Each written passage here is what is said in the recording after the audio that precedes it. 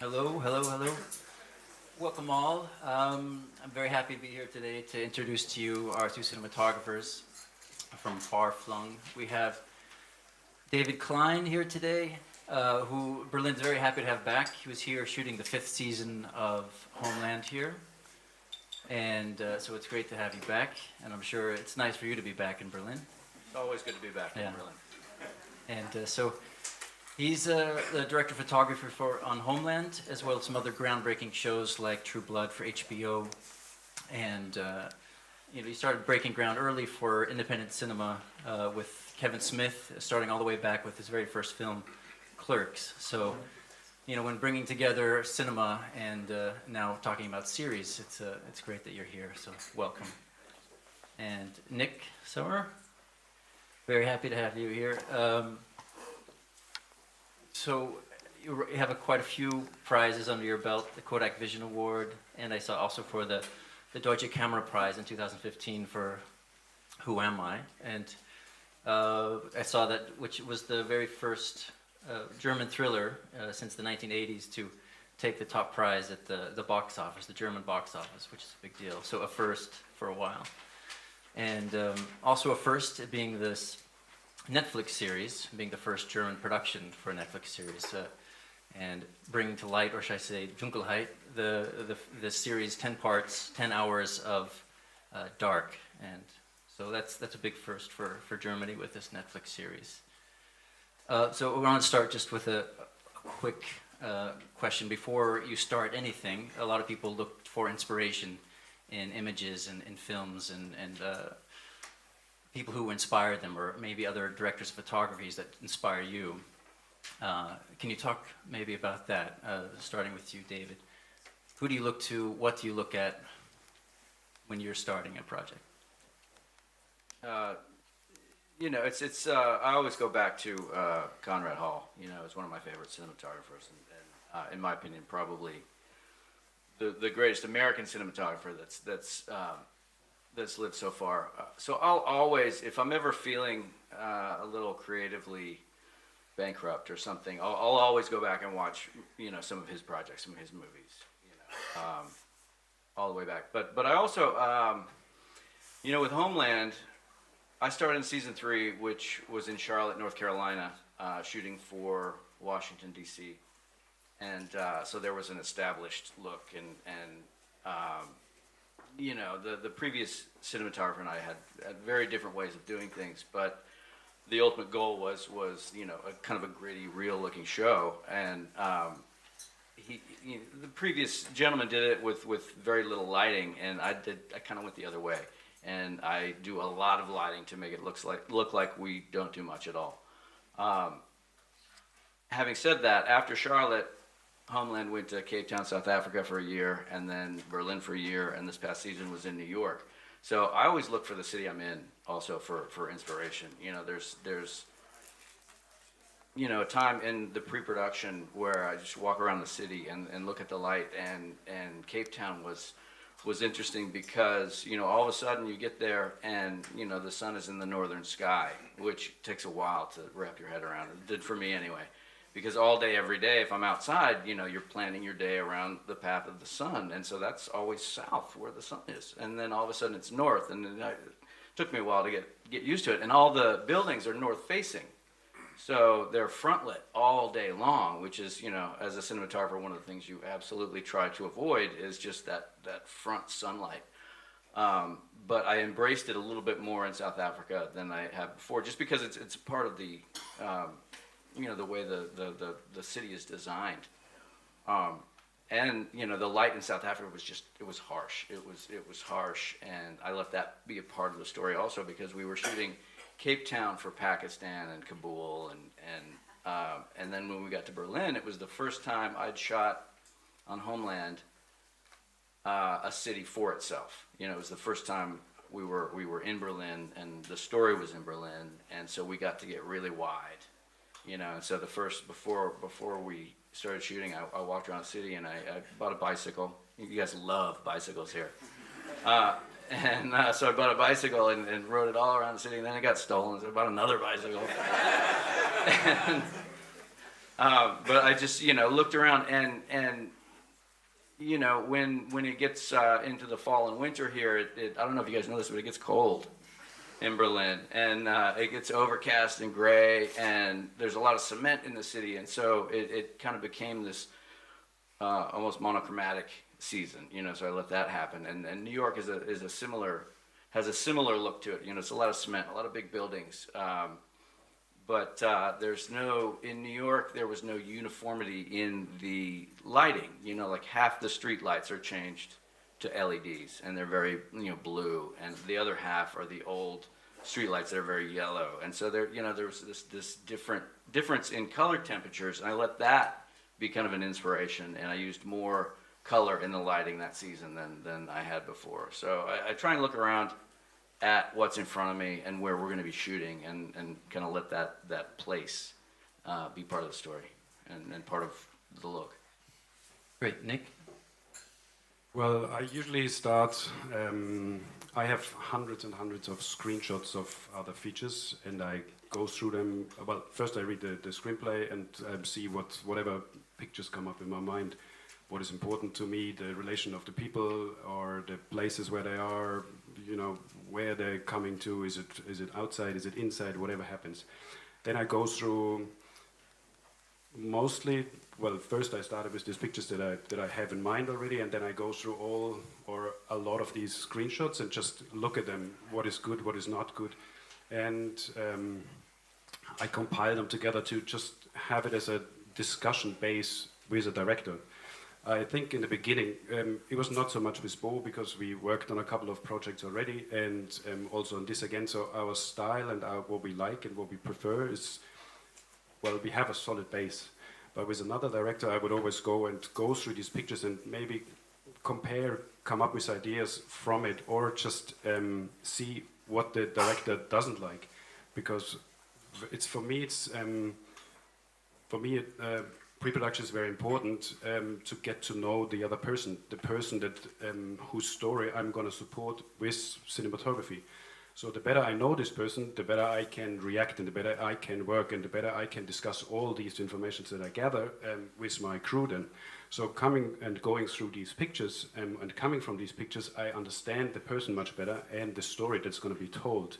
Do we align or do we don't align? And sometimes that's even good to discuss these things in an early stage, or maybe at an interview even, to understand, well, maybe you shouldn't work together because the idea of a story is just so different. Or, yes, you should definitely work together because there is just, everything is falling in the right places. So, yeah. David, you'd mentioned that you picked up a few series at a certain point. So Homeland, that was in the third round, and then also True Blood a little bit. Because we want to talk a little bit about.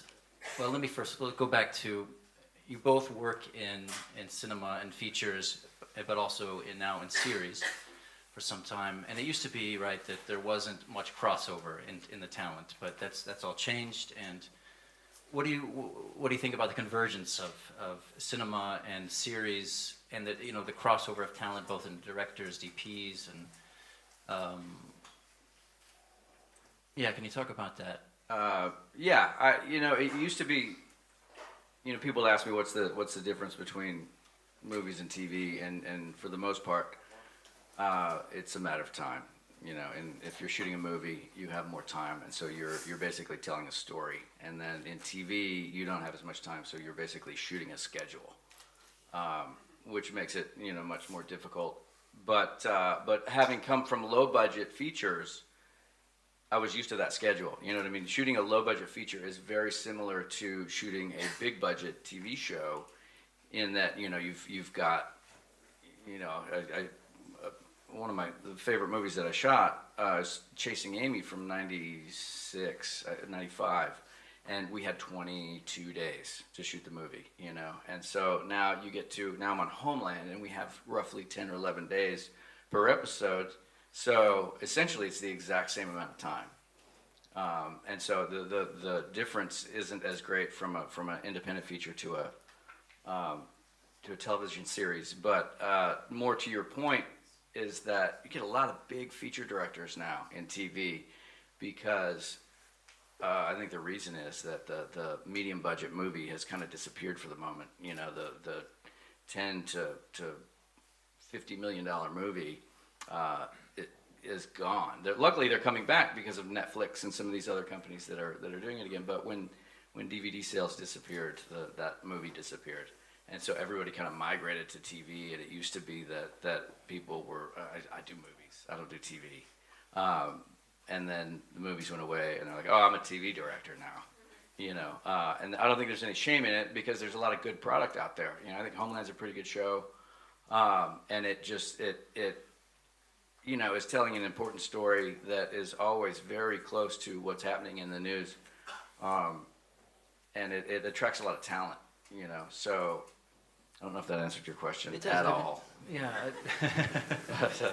Well, yeah, I guess that, you know, there's the challenges of the schedule, which it seems that everybody that's working in the series is up against.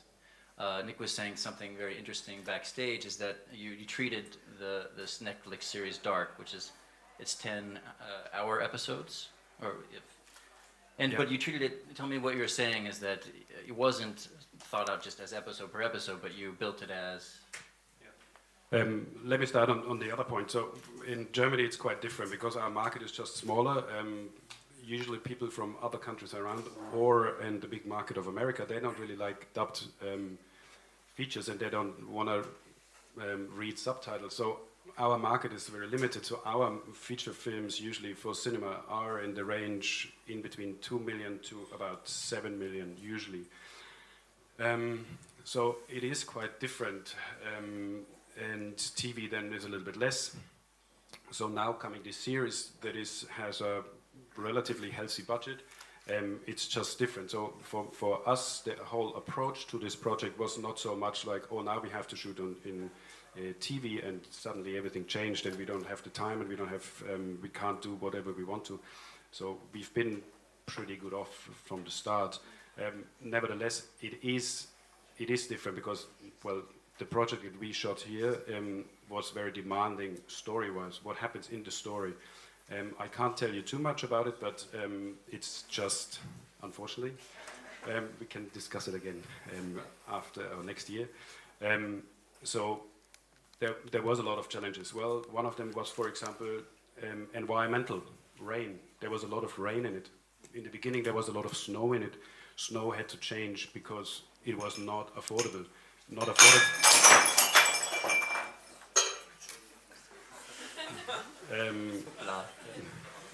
Yeah, that was awesome. Special effects. So it was just not affordable over the whole series, like these many days to have it. So it had to change, but rain still be kept in it. And this is also very demanding. It is a lot of effort to actually make a picture look good with the rain. So we still had these opportunities. When it comes to our project here, in the beginning when we started talking about it, there was the idea maybe Bo, our director and showrunner, he's maybe not doing all episodes. This changed later and he decided to do all episodes. So now we approach to the whole project as being one big 10-hour feature film. So this opened up a lot of new possibilities and opportunities because when you have it this way, you can schedule it in a way that you go to one location and you stay there for, well, however long it takes, right? You shoot this location until you're finished and then you move on to the next location. So in all these 100 plus days, 105 days at the end, we had only one day where we had to change the location during the day. You know, so at lunch break, we moved to another location. And this is always very cumbersome. It's always very unfortunate for the director's time with the cast and for my time with, well, creating a picture or a nice frame with lighting and everything, because the electricians have to load everything up, they have to close their truck, they have to move to the next location, open up again until everybody's ready to shoot. It's just, there's easily like an hour, like 2 hours lost. Yeah. So this was for us I think the best approach how to shoot it and to get through it and to treat it as a feature film then at the end. Right, and so can you talk a little bit about your experience with Netflix as opposed to your experience working with the networks here, or the channels here in Germany? How was it different in the approach, and what was your own expectations for yourself and what you wanted to do as far as your own goals and standards? What did they come to asking for? Well, the first big difference is that a series like this hasn't existed in Germany before. There was a kind of like another series that is a couple of years back, Im Angesicht des Verbrechens. It was a 10 episodes series, was done by ARD, I think. But other than this, nothing really like our show has happened. So working with Netflix is very interesting because they actually want things to be different. Nothing has to be confirmed. Nothing has to be. A certain actor has to be in it because of the audience demands it at a certain time, at a certain day, or the story. No, this is a little bit too dark, or it's too sexy, or it's too whatever. Netflix wants you to do all these things, as far as I heard from the directors and the showrunners. So this is very different. So because you can do things, and for me, it's dark. It actually can be dark. I rarely heard that they said it's too dark. We don't want it that dark. And this is something that a lot of cinematographers heard a lot of times at German TV. And the other thing is, my expectations on my work myself is very high. The expectations of Bo, the director, is very high. The expectations of everybody in Germany on our work is very high because we're the first ones, and everybody, as much as they want us to succeed, as they just want to us to do a good job, so that more jobs from Netflix are coming over. Because I think there is a craving in all the filmmakers to actually tell stories that are different, that are more gripping, that are just not as the way TV allows us to do them. So this is one thing. There's other things that are from Netflix that have to be for my work as a cinematographer, that might be a little bit annoying. One of them is, for example, you get at the beginning, when you work with them, you get a white paper where it's written in this and this and these standards have to be fulfilled. So one of them is you have to shoot with a 4K camera, like a native 4K camera, so that excludes certain cameras already. And it kind of like cuts into your creative freedom a little bit as a cinematographer. But you can come around this. We came around this pretty good, and a lot of people also, you have these limitations, when we would call them so, and they did a pretty good job in doing this. Great, David. This with having, from the storytelling side, everyone says that now you have more time to tell a story, you have more time to develop characters. It's like a luxury in a way, but you have the short schedule. From your side, as the DP, the cinematographer, with this, let's say the scope that you have, what are you developing? What are you working on? What are the creative advantages that you see in having this space to work in? The amount of more time, you mean, for the span of a series, or one, just not in schedule-wise, but right. Well, I don't have the advantage that Nick had, because I have a different director for every episode. Leslie Linklater, she directs more than others. She's she's the producing director, or directing producer. So she's one of the executive producers, and also usually directs about 4 of the 12 episodes. But they're never back to back, or rarely back to back. So, for example, she did when we were in Berlin, she did 1 and 2, and we shot those together as if they were a feature film. And like Nick was saying, you go to that location one time, maybe for 2 days, and then you move on. But for the rest of the other 10 episodes, we had a different director for each one, and so you're going back to Carrie Matheson's apartment 4 or 5 times, and you're doing company moves every day. It was rare, unless we were on stage, it was rare that we went to a location just for 1 day or 2 days. We usually had multiple locations.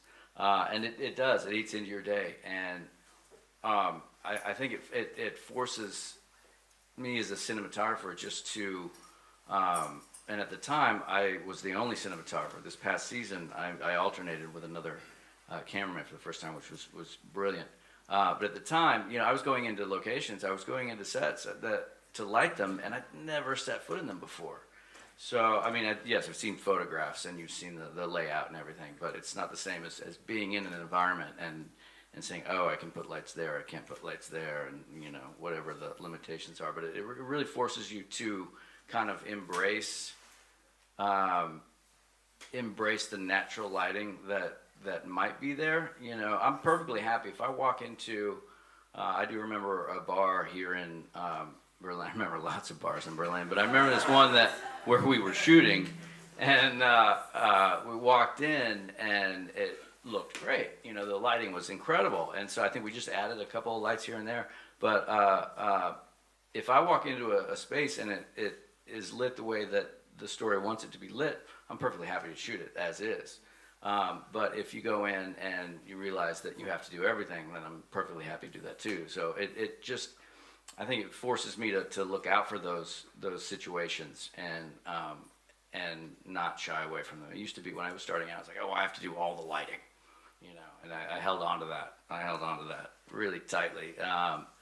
But as you get more experience, you realize that why do I need to recreate something that looks good already, you know? And if it's right for the story, I'll go with it. But how about, I mean, more so than when you're passing off a show to somebody else, or you're picking up a show at some point, you, with this new show for history called Six, about this elite Navy SEAL team, you're charged with, and it was also with the director from Homeland, correct? So you're developing a show that's, you know, from the start. How is that different?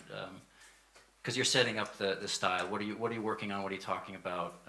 And maybe you even want to talk specifically about this show and what your visual framing approach was. This was again with the show's called Six, and it's about Navy SEAL Team 6, which is the most elite team of the Navy SEALs. And again, it was with Leslie Linka-Glatter. She has a tractor beam that pulls me in whenever she starts a project. I'm about to do another one with her in LA. But she and I did the first 2 episodes of Six, and it was an 8-episode season. And the reason we only did 2 is we were both coming back to Homeland in New York and needed a little time off in between the 2. To go from one to another is brutal. And so, you know, when she and I were reading the script and discussing what it should look like, we did decide that it should look, you know, unlike Homeland. And not just in order to be unlike Homeland, but it just needed its own look. And so we went through a lot of photos of, you know, the story starts out at a forward operating base in Afghanistan. So we took that as our beginning, and we started looking at war photographs, you know, from Afghanistan and Iraq, and that was basically the theater in which our story started. So we started there, and you know, I started looking at these photographs of the tents inside the forward operating bases, and you see all these different, you know, fluorescent work lights and halogen work lights, and so I let that be kind of a base of lighting inside some of these tents, and we kind of took it from there. But also, like Nik does, I have you know, a huge library of stills from other movies, and you know, and so I showed Leslie some of those, and whatever kind of piqued her interest, we would go and then look at that movie, or I'd show her a couple scenes from that movie. You know, Jarhead was one with a lot of good references, and American Sniper had some good references for us, and we kind of, and Zero Dark 30 was probably the biggest reference, because in Zero Dark 30, there's they did something really well, that they had a lot more time than we did. They really showed the difference between what these American Navy SEALs can see on the battlefield, which is everything, because they have these night vision goggles that are insane, and what their enemies can see, which is basically nothing. And I think in Zero Dark 30, they really played that dark versus light well. But they had a lot of time, and they would shoot everything. They would shoot everything lit, you know, for their night vision goggles, and then they would reshoot everything lit differently, you know, for the other point of view. which obviously on a TV schedule, you know, you can't do that. So I had to figure out a way to do that on our schedule, you know, and use the existing lighting that we had set up for, you know, our narrative. And then that lighting had to work for the night vision goggles as well, which is kind of a nightmare because I'm shooting everything at a 2, and it was, I mean, I get in a lot of trouble for being too dark a lot of times. So to have night vision in that environment was tricky. And luckily, I have a really good relationship with Canon, and they had just come out with the ME20 EF3, I forget the name that they gave it, but it goes up to 4 million ISO. And so that was what we used for the night vision. I think we found a really happy place at, you know, 400,000 ISO or something. And so it was the existing lighting. We turned a lot of our lights off basically when we were doing that, but it worked out pretty well. But with TV, you got to find these tricks because everybody expects a feature now. They expect a cinematic feature quality in your TV show. So you have to kind of figure out ways to do that quickly. Yeah, figuring out, it'd be nice to hear how both of you have figured that out along the way, these tricks I don't know, tricks of the trade, how you figure out how to get this look that you want in the schedule that you have. Nik, how about for you with you know, for the show Dark, you said that Netflix is saying, yes, you can be dark. What was your visual approach to getting this darkness? Well, I always start from again what is there. Well, hopefully you have a good production designer, and we had one of the best, Udo Kramer. He's just unbelievable. I light a lot from practical lighting. So there is a practical lighting in the room. I have a certain idea about them. I need them for my cinematography. They are very important. And I talked with him in the beginning what kind of lighting I like, also practical lighting, which lights I don't like and why. And there was, I think we even exchanged a little bit of references what I like, but that was about it. It was somewhere on a location scout in the bus when we talked about it briefly, but I never really, there was maybe one occasion or maybe two that I wasn't so happy about the lighting or the lights, because I couldn't really work with them or something was not wrong, but everything else is just, they were so perfectly, they were sitting where I needed them. I could turn them on and turn them off whenever I needed. So from this on, or from this as a start, I add my lights and the fills and whatever you call it. And yeah, so this is like basically how the set looks. We had another location that was very challenging, and there was a forest. There's a lot of things happening in a forest. And again, coming with a TV schedule, well, you can't really light the forest the way you want to, or on every location the way you want it. So we had one kind of like a hero forest that was very hard to shoot in for every department. So the production designer had to build something in there. What was hard to bring there, the whole crew had to be traveled there every day. All the lighting and everything had to be brought in. But together with a very good gaffer, I just found a way of how we could light this forest to make it to keep it still production friendly, to keep it dark and moody, or you know, we didn't have to do anything like documentary and stylish, like, so this is the reality and this is the way it has to look, so we could create something for our story, because it's kind of artificial anyway, what we the sets and the locations and everything, so we can do something here. And yeah, I think we found a good way of how to approach the darkness but still have enough light so that you actually see something, but still dark. And this was also something that was very important to Bo from the beginning, that this show is called Dark and it has to be dark. And of course this is always a little bit tricky, because what is darkness? You know, especially what is too dark?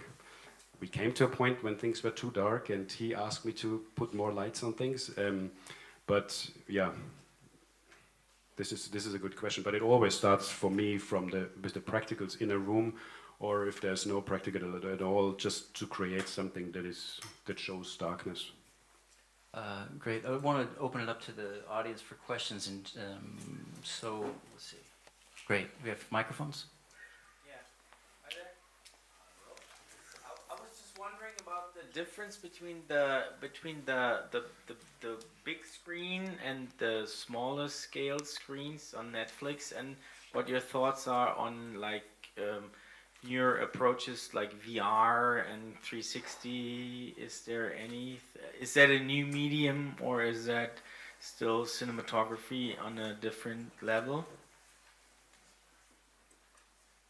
Me? I approach everything, to answer the first part of your question, I approach everything like it will eventually end up on the big screen, so I always try and go with the highest resolution, the best image possible, knowing that if it's gonna, if it can stand up on the big screen, it obviously will look okay on the smaller screen. But framing-wise, Framing-wise, do you frame differently for well, smaller? luckily, there's no more 4x3.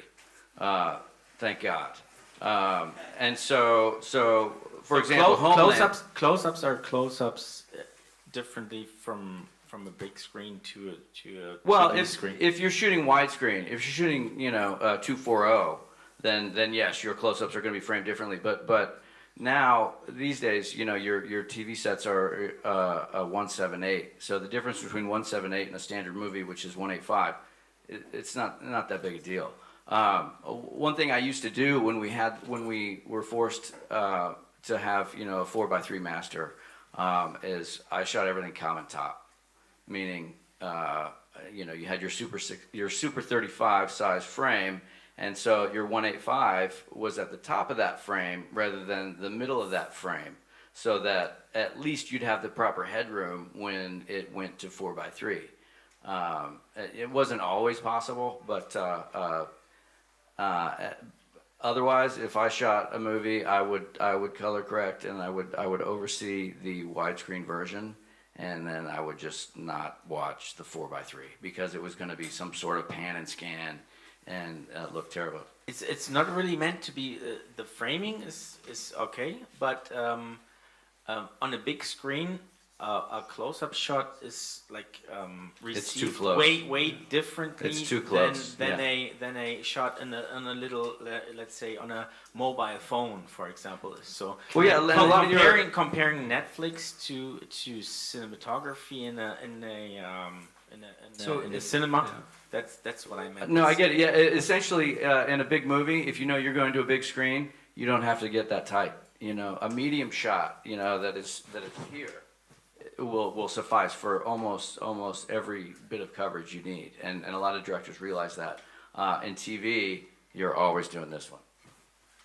On every So scene. it is a little bit of a different storytelling cinematography. More coverage. There's more coverage in TV. More shots. And Nick, I wonder if this applies to, in starting off with Netflix on the white sheet of paper, because they're focusing on cross-platform, viewing.